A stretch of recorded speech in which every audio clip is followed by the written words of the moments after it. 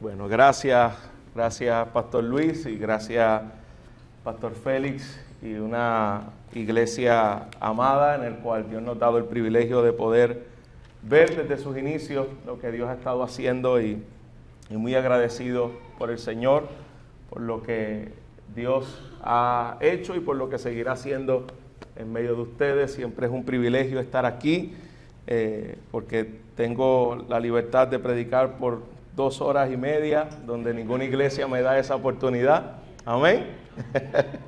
Y también es de mucha alegría. Pastor Félix es un amigo, no voy a decir un abuelo, porque es un padre espiritual en muchas áreas de mi vida y ha sido de mucha bendición de hoy lo que soy en el ministerio, es por la vida de la influencia del Pastor Félix, y estamos gozosos de poder estar aquí, de poder predicar en la iglesia que Dios le ha permitido establecer. Así que amen a sus pastores. Tienen un privilegio de tener pastores que aman al Señor y que están en peligro de extinción.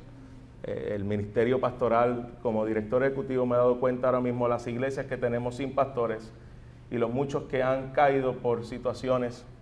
El que ustedes tengan pastores que aman a Dios en integridad de corazón, en convicción, es un regalo de la gracia de Dios, y más en esta zona que tanto lo necesita. Así que amen, cuiden, valoren, estimen a los pastores que Dios ha puesto en este lugar. Así que, habiendo dicho esto, quiero que vaya conmigo a la palabra del Señor. Lucas capítulo 1, estaremos leyendo del versículo 67 al versículo 80, el canto de Zacarías. Es una continuación del Magnificat de María. Este es conocido como, en latín, como el Benedictus, la bendición de este sacerdote ante la asombrosa noticia de la entrada del Mesías. Así que, si es tan amable y se pone de pie conmigo, leemos del versículo 67 al versículo 80. Todos juntos, donde lo tengan, me dicen un amén. Dice la palabra del Señor: y su padre Zacarías fue lleno del Espíritu Santo y profetizó diciendo: bendito sea el Señor, Dios de Israel, porque nos ha visitado y ha efectuado redención para su pueblo, y nos ha levantado un cuerno de salvación en la casa de David su siervo, tal como lo anunció por boca de sus santos profetas desde los tiempos antiguos, salvación de nuestros enemigos y de la mano de todos los que nos aborrecen, para mostrar misericordia a nuestros padres y para recordar su santo pacto, el juramento que hizo a nuestro padre Abraham, concedernos que, librados de la mano de nuestros enemigos, le sirvamos sin temor, en santidad y justicia delante de Él todos nuestros días. Y tú, niño, hablando de Juan, serás llamado profeta del Altísimo, porque irás delante del Señor para preparar sus caminos y para dar a su pueblo el conocimiento de la salvación por el perdón de sus pecados y por la entrañable misericordia de nuestro Dios, con que la aurora nos visitará desde lo alto, para dar luz a los que habitan en tinieblas y en sombra de muerte, para guiar nuestros pies en el camino de paz. Y el niño crecía y se fortalecía en espíritu, y vivió en lugares desiertos hasta el día en que apareció en público a Israel. Padre, gracias de que nuestra capacidad no depende, Señor, del predicador para poder entender y aplicar lo que aquí acabamos de leer. Gracias porque tu Espíritu, Señor, es quien ministra en medio de nosotros. Gracias porque tu Espíritu es quien aplica y quien hace, Señor, que nuestros ojos espirituales, Señor, puedan ver y nuestros oídos espirituales puedan escuchar y nuestros corazones, Señor, puedan ser transformados por el poder de tu palabra. Así que, Señor, en la confianza de tu Espíritu Santo en medio nuestro, y en lo que tú, Señor, has prometido hacer por medio de tu palabra predicada, que nunca tornará vacía, nosotros, Señor, nos ponemos delante de ti y te rogamos que hables a nuestros corazones, que ministres, Señor, a nuestras vidas, y que Cristo sea amado, exaltado, deseado en cada uno de nosotros. Te lo pedimos, Señor, en Cristo Jesús. Amén. Amén y amén. Pueden sentarse, hermanos. Hay una ilusión en la cual nosotros continuamente vivimos, llamado control. Si hay algo en el cual es una ilusión, es precisamente esa palabra. Nosotros pensamos que tenemos el control de las cosas. Vivimos como si realmente nuestro destino estuviese predeterminado por toda la planificación nuestra y por todos nuestros planes, como si de alguna u otra manera nosotros controláramos las circunstancias de la vida. Y si de algo se encarga el Señor, es precisamente de mostrarnos a través de las situaciones del mundo y a través de los desastres, a través de las enfermedades, a través de tantas cosas que nosotros observamos en este mundo caído, es Dios recordándonos que el único que tiene el total, absoluto control y dominio se llama Dios. Todo lo demás es una fantasía que a nuestros ojos pareciere que nosotros sí tenemos el control.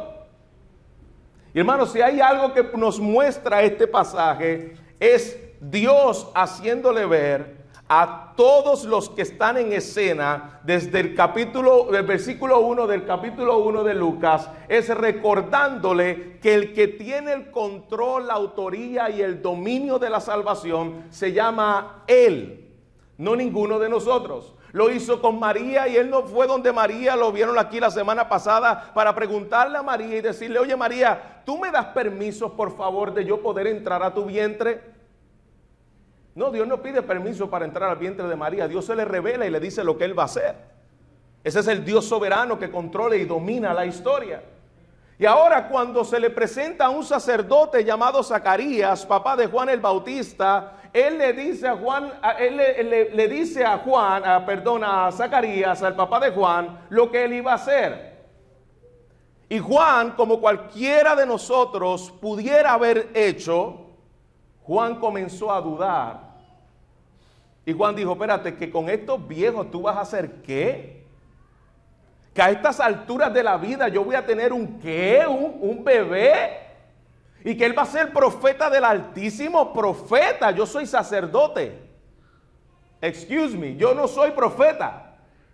Y mi hijo va a ser sacerdote. En los planes de Juan no tenía ni siquiera la menor idea de tener un hijo a esas alturas, pero si tuviese un hijo, él iba a ser un hijo conforme a lo que era su papá. Y su papá era un sacerdote. Pero como Dios sabe cómo irrumpir en nuestras vidas cuando nosotros pensamos que tenemos el control de las cosas, y hacernos ver que el único que va a guiar la historia y el único protagonista de la historia se llama Él, por lo tanto, Dios le dice a Zacarías: y tú te vas a quedar sin hablar, mudo, por 9 meses. ¿Usted puede imaginarse eso, hermanos? Algunas mujeres quisieran imaginárselo de sus esposos. Y otras mujeres y otros esposos quisieran imaginárselo de sus esposas, porque una mujer no puede entender cómo puede quedarse sin hablar ni siquiera algunos minutos. Pues aquí le dijo: tú vas a estar 9 meses sin ni siquiera hablar. Imagínate a Zacarías 9 meses viendo todo lo que está ocurriendo, queriendo hablar, diciendo: le vas a poner por nombre Zacarías, haciendo muecas, y Dios trabajando en ese tiempo en el corazón de este hombre.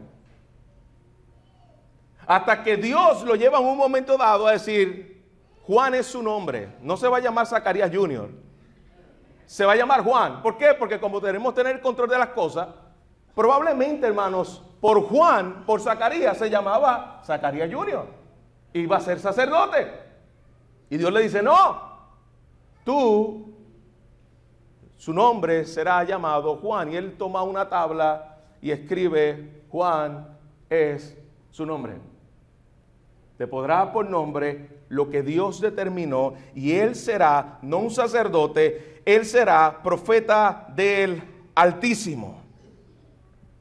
Y mientras esos 9 meses de silencio, todo lo que Dios comenzó a trabajar en medio de este hombre, irrumpe Dios en la historia de lo que ellos habían dado por muerto. Dios, en su misericordia, utiliza, hermanos, la experiencia del sufrimiento, como lo hizo con Juan, para enseñarnos a confiar en Él.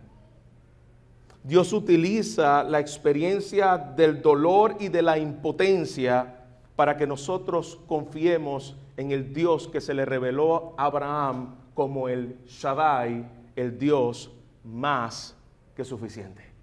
¿Y usted sabe lo que significa el Dios más que suficiente? El Dios que no necesita ni tu ayuda ni la mía para Él llevar a cabo sus planes.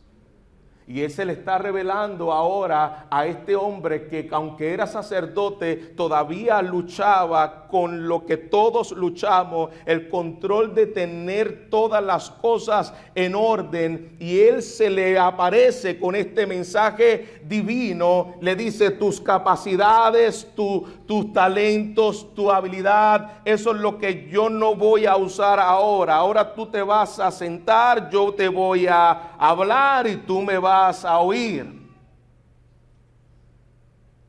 Y Dios comienza a hablarle a este hombre, no para que busque solución, sino para que lo busque a Él. ¿Tú sabes lo que tú y yo somos expertos en medio de lo que no tenemos control? En buscar soluciones. Y a veces estamos más interesados en buscar soluciones que en buscar a Dios. Dios llevó al punto a Zacarías donde no vas a buscar soluciones, tú vas a buscarme a mí, tú me vas a escuchar a mí y tú vas a esperar en mí para que veas lo que yo voy a hacer a pesar de ti. Así que no es sorprendente, hermanos, que cuando finalmente 9 meses después este hombre, Dios le devuelve, luego que nace Juan el Bautista, luego que nace su hijo, Dios le devuelve otra vez el habla, ya que estuvo 9 meses sin poder hablar. Las primeras palabras que salen de su boca, ¿sabe cuáles fueron? Si usted está 9 meses sin hablar, usted quisiera escuchar las primeras palabras que salgan de la boca de ese que estuvo 9 meses sin hablar, porque lo que va a decir es importante.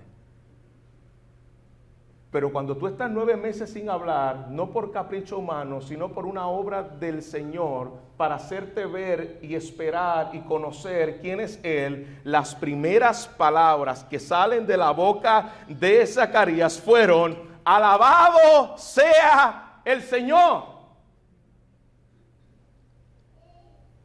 Esto muestra la verdadera condición del corazón de Zacarías. Porque si usted está 9 meses sin hablar, lo primero que muchas veces ocurre en nosotros es comenzar a quejarnos. Y mira para allá y todo lo que yo tuve que pasar. Y mira todo, 9 meses, yo no sé qué estaba pensando el Señor. Pero esto muestra la condición de un hombre que había sido tratado por Dios y que cuando por primera vez en 9 meses Dios le permite hablar, las primeras palabras fue una cascada de júbilo, de gozo, de alegría por quien era Dios. Y ese es el primer punto que yo quiero que nosotros podamos ver. Lo que produce el Señor en medio de nuestros sufrimientos, o produce el Señor en medio de nuestra expectativa, es que nosotros le adoremos a Él por quien es Él. Donde hay una fe genuina, hay una alabanza. Donde el Señor ha comenzado una transformación y una obra de nuevo nacimiento, se caracteriza porque quiere adorar a Dios, no por causa de las cosas que Él da, sino por quién es Él.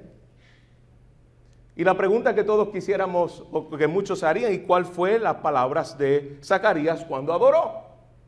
Y qué bueno que no tenemos que imaginárnoslas, ni tenemos que especular de lo que pudo haber dicho Zacarías cuando él comenzó a hablar por primera vez, sino que la palabra de Dios nos muestra cuál fue esa adoración. Versículo 67 en adelante.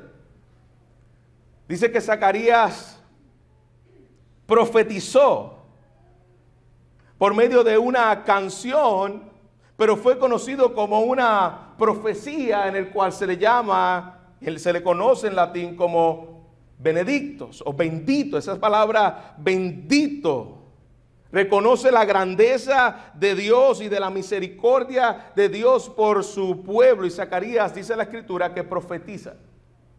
Y es bueno que podamos resaltar aquí lo que no significa profetizar. Profetizar no significa adivinar el futuro y saber lo que va a pasar mañana. Eso no es profetizar. Profetizar no es veo o abracadabra, así me dice Dios. Eso no es profetizar.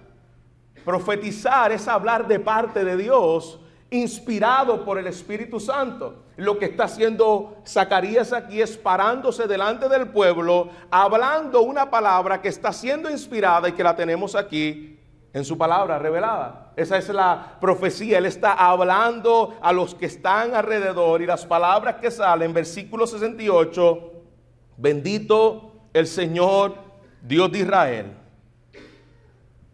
Sus palabras fueron inspiradas por el Espíritu. Dice que fue lleno del Espíritu, y lo que habló fue no a un Dios extranjero, no a otro Dios como dicen algunos herejes, que el Dios del Nuevo Testamento no tiene nada que ver con el Dios del Antiguo Testamento. No, él está diciendo, este es el Dios del pacto, este es el Dios de Israel, este es el que ha trazado la historia desde la antigüedad, y que hoy tenemos la bendición de poder ver la revelación máxima en todo su esplendor en la persona de Jesús. Bendito sea el Señor Dios de Israel.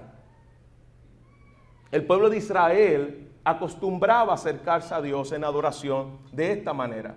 Eso lo podemos ver en el Salmo 106, en Salmo 41, en Primera de Reyes. Cuando hay una adoración, ellos le llaman a Dios, bendito sea el Dios de Israel. Y utiliza una palabra que nos ha visitado. Esa palabra visitación era muy utilizada en el pueblo de Israel para hablar acerca de la salvación. Cuando Dios visitaba muchas veces en juicio, y cuando Dios visitaba para salvar. Y la visitación que está hablando aquí es una visitación de salvación. Dios se le había aparecido y se le había revelado por medio de este ángel para mostrarle misericordia y salvación a este pueblo. Y de ahora en adelante, todo lo que él comienza a hablar, aquí podemos ver que Zacarías había sido trabajado por Dios de tal manera que lo que él habla es un conocimiento profundo de la palabra de Dios. Él no está alabando a lo loco, él no está alabando porque la melodía suena buena, él no está alabando por caprichos humanos. Es una alabanza controlada, dominada, dirigida por la palabra. Recuerda que él está hablando lleno del Espíritu, y una persona llena del Espíritu es una persona llena de la palabra. Y todo lo que habla aquí Zacarías es inspirado por el Espíritu, porque está acorde a lo revelado en toda su palabra. Y él comienza a hablar acerca de esa salvación que ha sido trazada por Dios, que se conoce en el estudio de la teología como la teología bíblica. Es la unidad de la Biblia como un hilo conductor que nos habla de un solo tema, que nos apunta a la gloria del Mesías. Eso es lo que está haciendo ahora Zacarías. Zacarías lo que está haciendo es una teología bíblica. Él está hablando de la unidad de esa salvación, de cómo fue prometida, y utiliza la palabra cuerno como un símbolo de fuerza, un símbolo de poder, que viene a través de David, y el cual fue profetizado por medio de los profetas. Versículos 72 y versículo 73. Mire lo que está haciendo aquí Zacarías por medio de este cántico, de esta profecía. Él se remonta a los padres y a los patriarcas. Él se remonta a Abraham. Y él dice, esta promesa viene ligado a una promesa que Dios le dio a Abraham. Y esa promesa que Dios le dio a Abraham es que por medio de él daría una simiente, una descendencia en el cual serían benditas todas las naciones de la tierra. Fue profetizado por los profetas. Los profetas apuntaban a Jesús. Hablaban de Jesús. Hermanos, todos los profetas tenían una función. Y la función del profeta era apuntar al Mesías venidero, al Salvador que habría de venir. Esa es la razón por la cual los profetas en el tiempo presente no son necesarios, y todos los que puedan autoproclamarse profeta no tienen la autenticidad de la palabra de Dios. ¿Por qué? Porque ya el Mesías vino. Los profetas hablaron de esto. Abraham habló de esto. David, dice Zacarías, también habló de esto, y está utilizando un recuento de lo que el Antiguo Testamento hablaba acerca de ese Mesías que habría de venir. Lo que habló Abraham, lo que hablaron los profetas, lo que habló David, era de la salvación del Mesías. Apuntaba a lo que traía la salvación. Ese es el hilo de la historia. Dios viniendo a visitar a su pueblo, porque ese era el plan que se había trazado para que al final Él fuera el todo en todos. Miremos el propósito de esa salvación profetizada y anunciada en el Antiguo Testamento, versículo 72. Mira cuál era el objetivo de esa salvación. Mira lo que dice su palabra. Versículo 72. Para hacer misericordias con nuestros padres y acordarse de su santo pacto. Él está apelando a ese pacto prometido del juramento que le hizo a Abraham. Versículo 74, perdón. Liberados de nuestros enemigos, sin temor le serviremos, en santidad y en justicia delante de Él todos los días. El propósito de la salvación, hermano, Dios, si el propósito de la salvación fuera para que solamente tú fueras salvo y en ese momento ya no ocurre nada más, hermano, lo mejor que puede ocurrir en nuestras vidas es que en el momento de nuestra salvación nosotros nos dé un ataque al corazón y nos muramos. Pero el propósito de nuestra salvación, de acuerdo a lo que está diciendo aquí Zacarías, es que nosotros le adoremos a Él. Recuerda lo que Dios le mandó a decir a Faraón por medio de Moisés. Deja ir a mi pueblo, ¿para qué? Para que me adore en el desierto. La razón por la cual Dios nos salva es para que nosotros le adoremos, para que nosotros le sirvamos, para que nuestras vidas sean una ofrenda grata de olor fragante a Él. Somos instrumentos de adoración. Pablo lo tenía también muy claro en Romanos capítulo 12. Por todas las misericordias de Dios os ruego que presentéis vuestros cuerpos como un sacrificio vivo, santo, agradable a Él, porque ese es el verdadero culto racional. Mi vida fue salvada para que fuera un instrumento de adoración a Él. Eso es lo que está recordándonos Zacarías. Dios nos salva y nos abrió la salvación por medio de Cristo para que nuestras vidas le glorifiquen a Él. Cualquiera puede pensar, Zacarías lleva 9 meses sin hablar y acaba de nacer su hijo. ¿Usted sabe de lo que hablaría la mayoría de nosotros? De su hijo que acaba de nacer. Hasta ahora mismo, todavía Zacarías no ha mencionado en ningún momento a su hijo que acaba de nacer.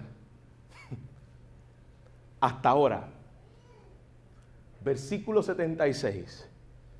Él comienza a hablar y va a hablar de su hijo porque es el profeta de la salvación. Él dice, esto fue lo que Dios va a hacer con su pueblo y por esto nos regocijamos. Pero ahora habla acerca de ese profeta de la salvación. Y mira lo que comienza a hablar acerca de su hijo. Dice que Juan será grande, será llamado profeta de Dios. Cuando Jesús habló de Juan el Bautista, ¿usted sabe las palabras que Jesús dijo de Juan? De todos los profetas, Juan es el más grande de todos ellos. ¿Tú sabes cuántos milagros hizo Juan el Bautista? Ninguno. ¿Tú sabes cuántas profecías, como se puede llamar Jeremías, Daniel, hombres del Antiguo Testamento, hizo Juan? No hay ninguna registrada. Pero cuando Jesús habló acerca de él, dice que él era el mayor de todos los profetas.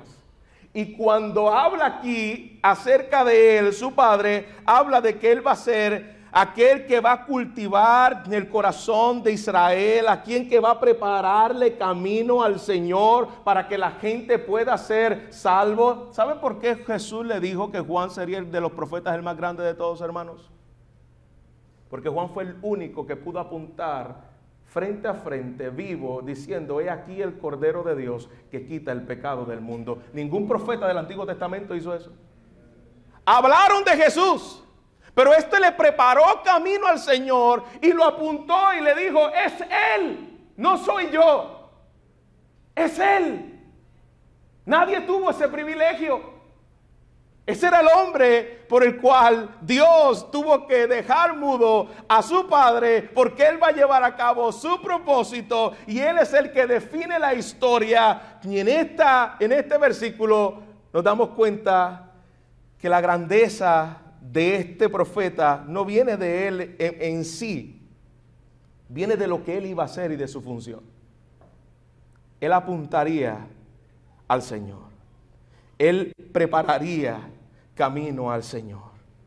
Es el mismo que dice su palabra, que dijo que él debía menguar para que él crezca. Yo debo menguar para que Jesús crezca en mí. Yo soy un portador que dirige, apunta, enseña, señala a aquel que ha de salvar, pero yo no los puedo salvar. Luego de hablar del profeta de la salvación, él nos habla de lo que trata esa salvación. Versículos 77 al 79. Mira lo que produce esa salvación. En primer lugar, esto es una salvación, aunque puede sonar como obvio, que es una salvación espiritual. Cuando el pueblo de Israel escuchó de esta salvación, eso no era tan obvio. Porque tú sabes de qué estaban necesitados ante la mente humana, ni la comprensión de lo que es una verdadera salvación en el pueblo de Israel. De los romanos. Hermanos, el pueblo de Israel no estaba pensando en una salvación espiritual. Ellos no pensaban que tenía un problema con Dios. No, ellos se sentían favorecidos de Dios. Nuestro problema son aquellos engendros, hijos del diablo, nacidos en las entrañas de Satanás, llamado Roma. Porque cuando nosotros pensamos que el problema que tenemos es nuestro mayor problema, el Señor se encarga de mostrarnos cuál es nuestro verdadero problema. Y el problema principal no era Roma. La salvación que necesitaba ese pueblo no era una salvación material, temporal, humana. Mira lo que dice el versículo 77. Él vino a salvar su pueblo de sus pecados. Esa es la salvación. ¿Por qué se necesita perdón por los pecados? Porque el problema del pecado es el problema más grande de toda la humanidad, hermanos. Cuando Jesús vino a salvar, Él no los vino a salvar de un problema temporal aquí en la tierra. Él los vino a salvar de su problema principal. Y es que yo soy pecador, que yo he ofendido a Dios, que Dios es santo, que Dios es justo y que Dios castigará al pecador para siempre, a menos que tú seas salvado y perdonado. Y hermanos, cuando hablamos de ser salvado, no podemos pasar por alto de que tenemos todavía el mismo pensamiento que tenían los israelitas. Cuando a la gente se le dice, usted necesita ser salvo. Recuerdo la anécdota que en un momento dado contó el doctor R.C. Sproul, donde alguien se le acercó y le dijo, usted necesita ser salvo. Y las palabras de él fueron, ¿salvo de qué? Precisamente él tiene un libro que se llama así, que lo recomiendo, ¿salvo de qué? Y él explica claramente, y la palabra del Señor nos explica de qué nosotros necesitamos ser salvos. Usted no necesita ser salvo de los problemas que tenemos aquí en la tierra necesariamente o principalmente. No estoy diciendo que Dios no se encargue y utilice y controle y muchas veces quite y muchas veces nos consuele en los procesos en los que estamos pasando, pero la mayor necesidad de los hombres y lo que el hombre necesita ser salvo es de la justicia y de la ira de Dios. Por eso es que el principal problema del hombre es el pecado. Porque si tu mayor problema es que tú llegaste aquí hoy con una enfermedad terminal, y no quiero sonar insensible, pero yo quiero que usted sepa de que si usted es sano y Dios en su misericordia toca su cuerpo y lo sana, y su mayor problema, que es un problema de justicia porque tú eres pecador y Dios es santo, no ha sido resuelto, ¿tú sabes qué? Poco importó tu sanidad aquí en la tierra. Porque tú tienes un problema eterno con la ira de Dios. Y hasta que ese problema eterno no sea resuelto, aunque tú tengas cuerpo sano, tú estás bajo la ira de Dios desde que te levantas hasta que te acuestas. Y si un día tú dejas de respirar, tú te encontrarás con Él y tú le rendirás cuentas a Él. Tuve una consejería hace 2 días acerca de... estos son estos tipos de consejería en el cual a veces tú no te esperas y que no te la enseñaron en el seminario. Pues llega, pastor, ya llevo viniendo 1 mes aquí, pero yo quiero decirle cuál es mi problema. Yo soy bautizado por el espiritismo en Puerto Rico, el chamanismo, no sé de qué categoría es, por mí se mató una cabra, a mí yo tengo esta cadena, tengo esto, tengo todo un altar donde los alimentamos y yo sé que yo estoy viniendo aquí en la iglesia, pero si yo me quito esto, a mí ya me dijeron que me van a matar. Y yo me quedo pensando, pues no tenía nada anticipado para decirle. Yo le digo, tú sabes una cosa, que el día en que tú mueras, quien te va a juzgar no son las estatuas de yeso, ni los caracoles, ni las locuras que tú puedas tener en tu casa, ni la pulsera que tú tienes, ni los demonios que te puedan acompañar. El día en que tú mueras, quien tú le vas a rendir cuenta es a Dios. Y quien te va a juzgar es a Dios. Por lo tanto, temed más bien aquel que tiene potestad de echar tu alma al infierno. Y eso no son los demonios, ese es Dios. A quien tú debes temer es a Dios. Así que tú puedes coger todas esas porquerías y botarlas sin ningún tipo de temor.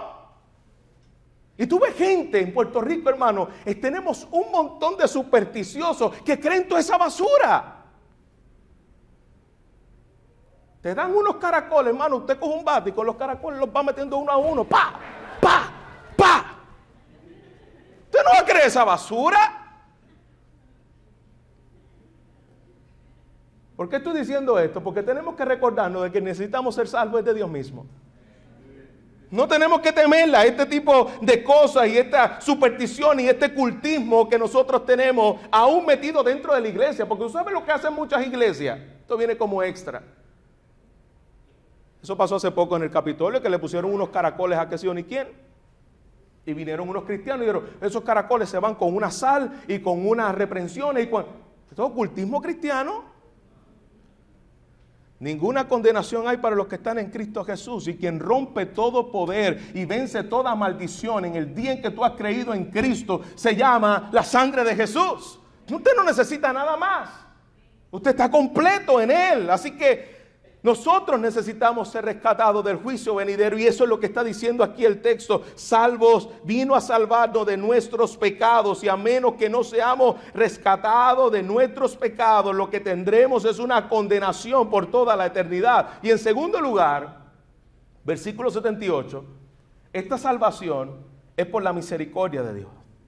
Mira el texto como dice, por la entrañable misericordia de Dios. Esa es la única razón por la que alguien puede ser perdonado de sus pecados. Zacarías lo reconoció, inspirado por el Espíritu, por la entrañable misericordia de Dios. El perdón de los pecados usted no lo puede ganar. Es por la entrañable misericordia. El perdón de nuestros pecados usted no lo puede exigir. Y escúcheme, hermano, puede sonar raro para sus oídos, pero Dios no es un Dios de segundas oportunidades.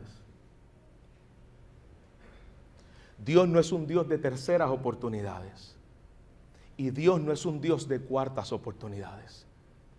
¿Sabes por qué? Y usted puede salir de aquí diciendo, gloria a Dios que Él no es un Dios de segundas, de terceras ni de cuartas. Porque si fuera por Dios darte una oportunidad para que tú mejores, tú nunca podrías cambiar.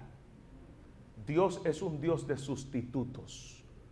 Él te dio a un sustituto que viva la vida que tú no puedes vivir. Él no te da una nueva oportunidad para que tú lo intentes a ver si lo haces. Él te da un sustituto que lo hace, lo hizo, vivió la vida que tú no podías vivir, murió en el lugar donde tú merecías morir, recibió el castigo de la ira de Dios, y ahora cuando tú crees en Él por medio de la fe, su justicia te es imputada a ti, su santidad te es imputada a ti, y cuando Dios te ve, no te ve en una oportunidad para que tú lo hagas bien en la próxima. Él te ve completo en Cristo Jesús. Ese es nuestro Dios. No es un Dios Mario Bros. Qué frustrante era jugar Mario, ¿verdad? Te moriste. Voy a intentarlo de nuevo. Yo creo que yo nunca pasé Mario completo. Pero gloria a Dios que Él no nos da una nueva oportunidad para que lo intente. Ni te da una vida para que lo vuelvas a intentar, como ocurre en estos juegos, ¿no? Te da una vida ahora tienes otra vida, vuelve a intentarlo, te moriste.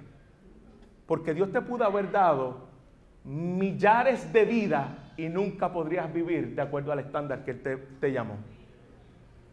Pero Él nos dio un sustituto. Y Él nos dio a alguien que vivió por la misericordia de Dios aquello que yo jamás podría vivir. Él nos dio el perdón del pecado por medio de su misericordia, para que todo aquel que confiese su pecado se aparte de él y se aferre a los méritos, a la vida, a la muerte y a todo lo que Cristo hizo por mí, dice su palabra, sea salvo. Y en tercer lugar, esta salvación, versículos 78 al 79, trae luz. La salvación de Cristo. Él habla de esta salvación como luz de los que habitan en tiniebla y sombra de muerte. Él trae luz a las tinieblas, es el sol naciente. En otras traducciones dice es el amanecer. Él trajo vida cuando estábamos en oscuridad. Él nos dio vida cuando estábamos muertos en nuestros delitos y pecados. Cuando Cristo viene a nuestros corazones, las tinieblas son repelidas y todo brilla. Las tinieblas huyen, la muerte es derrotada y el poder de Dios es quien gobierna nuestras vidas. Zacarías le llama, Él es el sol naciente. ¿A usted le ha pasado que ha intentado mirar el sol por un momento, hermanos? Y no puede. Que la luz es tan fuerte. Imagínate la santidad, la grandeza de Dios viniendo a nuestras vidas. Él trae luz. Y mientras más te acercas, ¿sabes lo que ocurre? Que pensamos que mientras la luz de Dios y la santidad de Dios está en nuestras vidas, más buenos nos vemos. Y es todo lo contrario.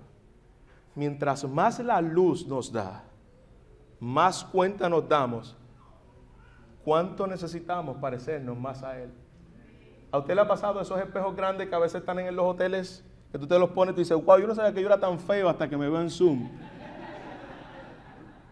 Pues lo mismo ocurre, hermanos, cuando usted se ve a la luz de la santidad. Mientras esa luz da a nuestras vidas, más usted puede ver áreas y cuartos oscuros que el Señor está tratando y comienza a obrar en nuestras vidas. Yo quiero terminar a manera de aplicación. Yo quiero que podamos ver las implicaciones de esto que acabamos de ver. Quiero que veamos 3 implicaciones de este texto que acabamos de ver en esta mañana. Número 1, yo quiero que observemos la profunda gratitud que había en Zacarías por la aparición de la llegada del Mesías.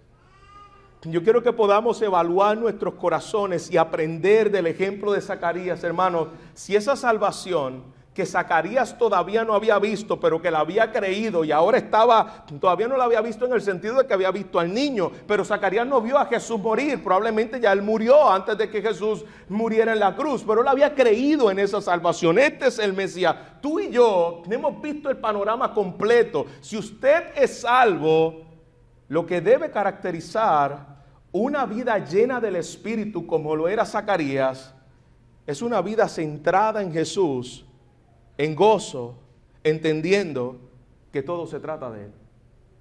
Esa es la primera implicación que yo quiero que nosotros podamos ver. Una persona llena del Espíritu Santo es un corazón lleno de alabanza, llenos de cánticos. Es lo que dice Efesios, ¿no? Antes bien sed llenos del Espíritu. ¿Cómo nosotros somos llenos del Espíritu? Cantando entre nosotros, hablando entre vosotros, con salmos, con himnos espirituales. Una evidencia de que el Espíritu Santo llena tu vida. Puedo decir otra cosa que nosotros debemos evaluar a la luz de esta implicación.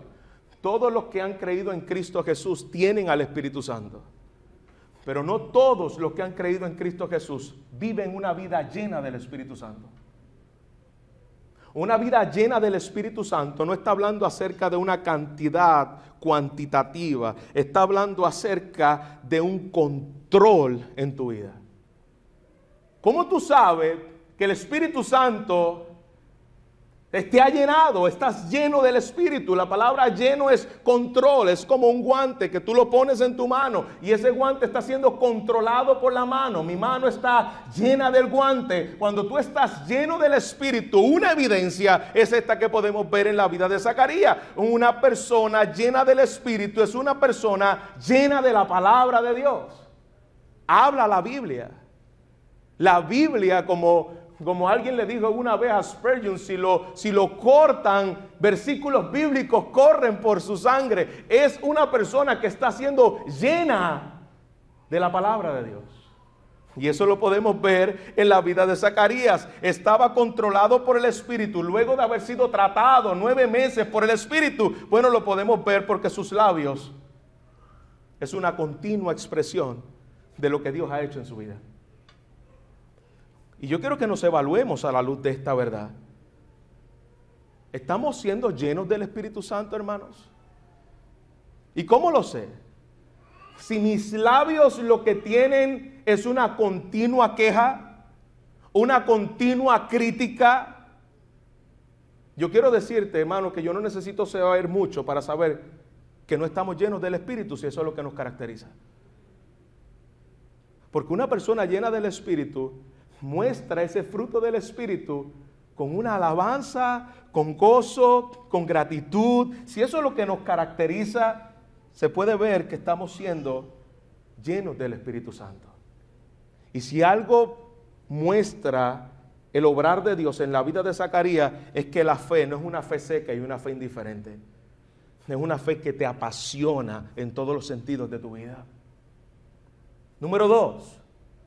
Podemos aprender a descansar en las promesas de Dios y abrazarlas como lo hizo Zacarías. Hermanos, no dudemos de que ninguna palabra de Dios acerca de su pueblo en las cosas futuras se vayan a cumplir. No dudemos, Dios va a cumplir cada una de sus palabras y podemos tener la seguridad mucho más allá de lo que Zacarías tuvo, de que porque Zacarías nunca lo vio. Tenemos el sello del Espíritu, de la sangre de Cristo, que nos asegura que todo lo que Dios ha prometido, Dios lo va a cumplir.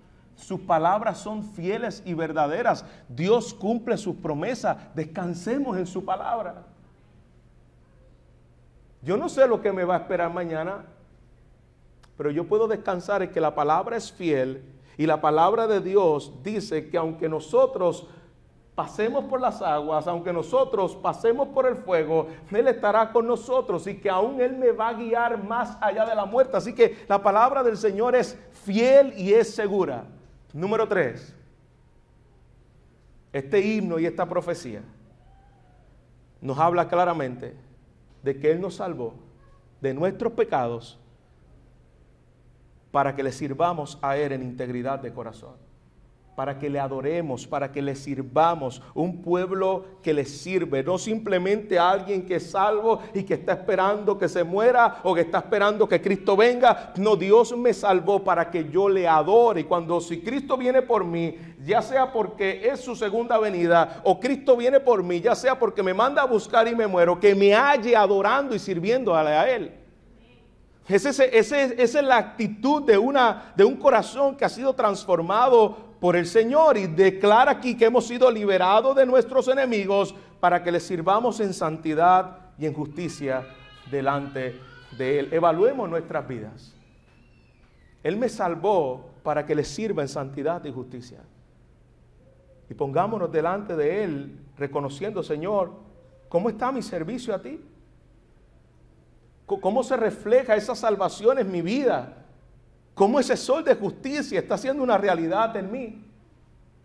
Y por último, este himno termina hablando acerca de Juan. Y yo no quiero que pasemos por alto, aunque él dedicó 2 versículos para hablar acerca de este profeta que vendría a apuntar a aquel Salvador y anunciar la presencia del Mesías. Hay mucho que aprender acerca de ese profeta. La inclinación natural de nuestros corazones, hermanos, es ponernos a nosotros en primer lugar.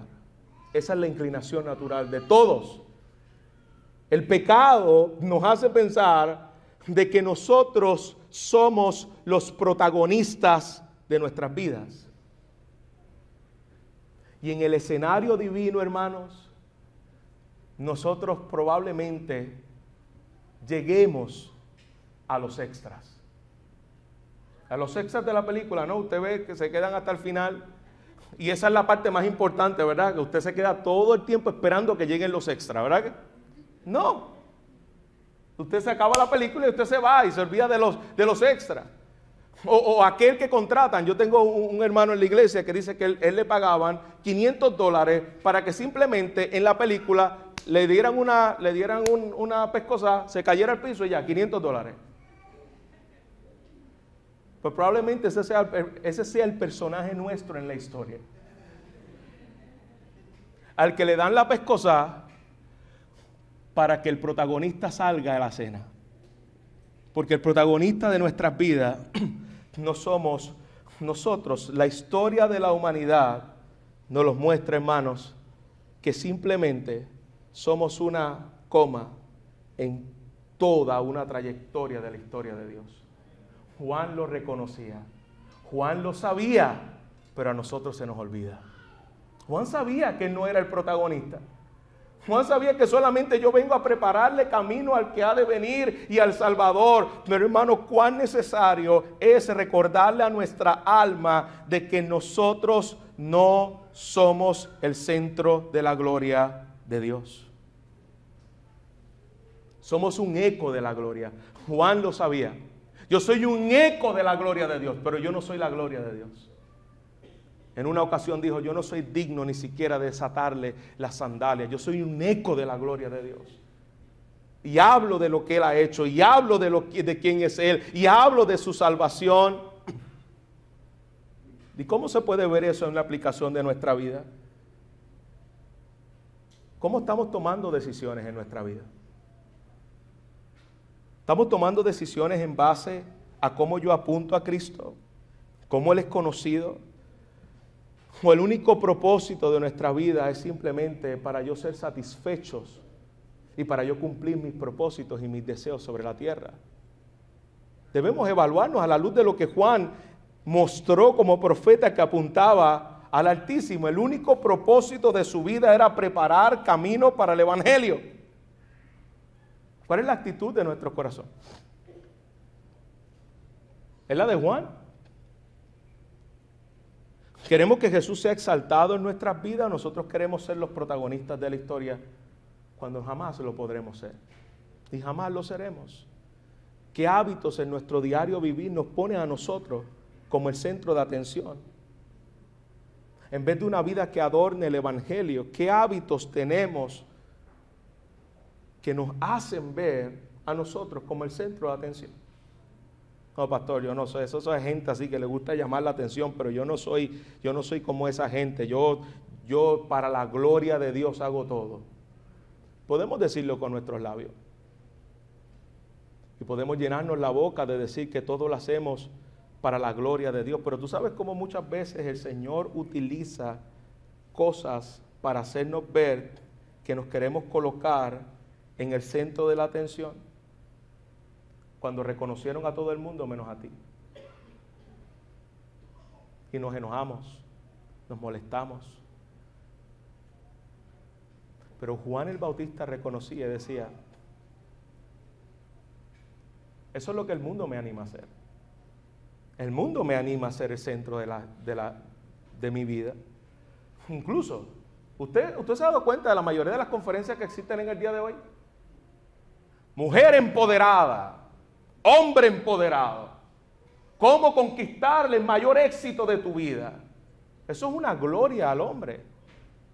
Y tú sabes lo más triste de esto, que es lo que a nuestra carne le gusta escuchar. Que le digan cuán grande eres, cuán maravilloso eres. A nuestra carne le gusta eso. Juan reconocía, y hermano, y eso es lo que nos empuja. Las empresas nos empujan a esto, los billboards en la calle nos empujan a esto. Tú te lo mereces. Tú eres el centro. Y muchas veces nos hemos creído esa mentira y nuestra vida no vive para apuntar al protagonista de la historia que se llama Cristo Jesús. ¿En qué áreas en este año? Hágase esa pregunta ahora que estamos terminando el año 2023. ¿Qué áreas en este año yo he visto menos de mí? Y yo he menguado y Cristo está creciendo en mí. ¿En qué áreas yo he visto que Dios está creciendo en mi vida? Porque mira cómo termina el versículo 80. El niño crecía y se fortalecía en espíritu y estuvo en lugares desiertos hasta el día de su manifestación en Israel. Él estuvo escondido y ahí lo tuvo Dios. Juan estuvo 30 años siendo preparado por Dios para 2 años de ministerio. Pareciera que la ecuación la hemos virado al revés. Queremos 2 años de preparación para 30 años de ministerio. Dios prepara a sus hombres en el desierto. Nunca seremos más usados por Dios que cuando somos enseñados por Él en el desierto. Pero tú sabes lo que pasa, que a ti ni a mí nos gusta ese lugar. No lo queremos. Dame 2 años de preparación y zúmbame. No, porque yo quiero trabajar en ti áreas en las que solamente en el desierto, donde no dependes de nada, aprendas a conocerme quién soy yo. Ese es nuestro Dios, hermanos. Podemos dar testimonio que este 2023 hemos menguado y Cristo ha crecido en mí. ¿Cómo lo sé? Porque cuando ponen a alguien en la primera silla y a mí en la última, yo me gozo por quien pusieron en la primera silla. Eso es una forma de ver, yo estoy menguando y Él está creciendo. ¿Nos gusta pasar desapercibido o siempre somos de los que nos gusta que nos tomen en cuenta? Apunta nuestra vida a Jesús, como Juan y como Zacarías, y pueden ver cada cosa que tenemos, Señor, cómo mi matrimonio te puede apuntar a Jesús, cómo mis hijos apuntan a Jesús, cómo mi ministerio apunta a Jesús, cómo mi vida de abuelo apunta a Jesús. Y que el Señor nos ayude a vivir una vida de arrepentimiento, porque el mensaje de Juan fue un mensaje de arrepentimiento. Y tú y yo necesitamos cada día menguar, arrepentirnos y que la imagen de Jesús sea formada en nuestros corazones. Que tenga oído para oír, que pueda oír lo que el Espíritu de Dios nos dice en esta tarde. Padre, gracias. Gracias, Señor, porque esta canción, esta bendición a ti, tiene tanto que decirnos a nosotros. Y gracias, Señor, porque al ver lo que Zacarías, inspirado por tu Espíritu, nos mostró a través de este texto, nos hace ver, Señor, cómo todo se trata de ti, cómo la historia se trata de ti y cómo fuimos creados y diseñados para tu gloria. Y siempre nuestros corazones estarán insatisfechos hasta que entendamos, Señor, el propósito de nuestro diseño por el cual tú nos creaste, Señor. Tú nos creaste para tu gloria. Tú nos creaste, Señor, para anunciar esta gloriosa salvación que hoy Zacarías profetizaba que había llegado. Hoy nosotros ya la tenemos.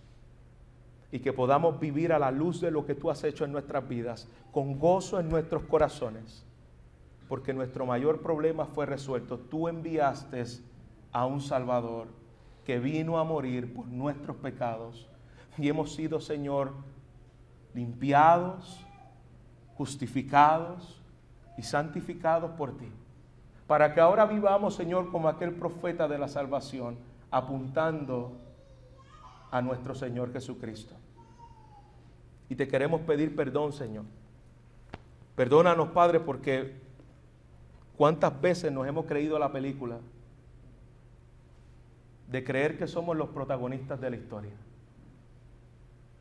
Cuántas veces hemos perdido el foco de saber, Señor, que en los miles de años que tiene esta historia, en un momento dado de ella seremos olvidados, Señor. Nadie se acordará de nosotros. Pero aquellos, Señor, que hemos servido a tu nombre, aquellos que hemos adorado tu nombre, el único que nunca se olvidará de nuestras obras y que seguirá hablando aún más allá de ellas cuando la hemos hecho en ti y para ti, eres tú, Señor Jesús. Padre, bendice nuestras vidas con una imagen clara de tu salvación y una vida, Señor, que viva por tu salvación. En Cristo Jesús te lo pedimos. Amén. Amén.